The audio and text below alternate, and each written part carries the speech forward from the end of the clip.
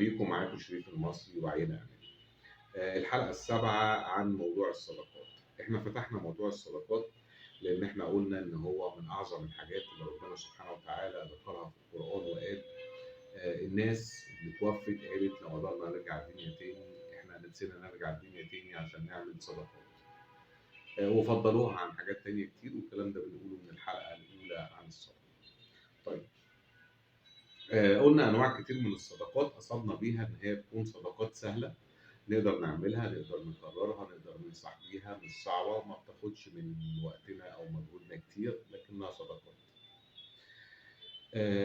سمعت شيخ كان بيقول حاجه جميله قوي، حاجه جميله قوي ليها علاقه من وجهه نظري انا بالصدقه. على سبيل المثال كان بيقول إيه؟ كان بيقول اللي تقابله حبه، اللي تقابله حبه، واللي ما تحبهوش ما تكرهوش، واللي ما تنفعهوش ما تضرهوش، واللي ما تثنيش عليه ما تختبوش. بص السهولة، بص السهولة.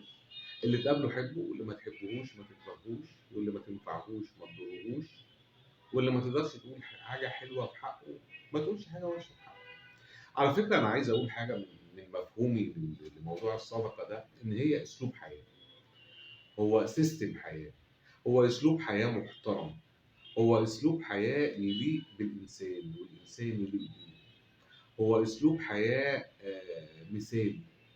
يعني الناس اللي توفت عايزة ترجع الدنيا تاني عشان تعيش الحياة بأسلوب مثالي، أسلوب أكثر احتراما، أكثر تقدما، أكثر تطوعا، أكثر مساعدة. لأن إحنا دايما أول ما بيجي في دماغنا صدقة بيجي في دماغنا الفلوس، ما بيجيش في دماغنا الحاجات التانية، يعني مع إن الحاجات التانية كتير. طيب، هي الصدقة دي عشان الجنة فقط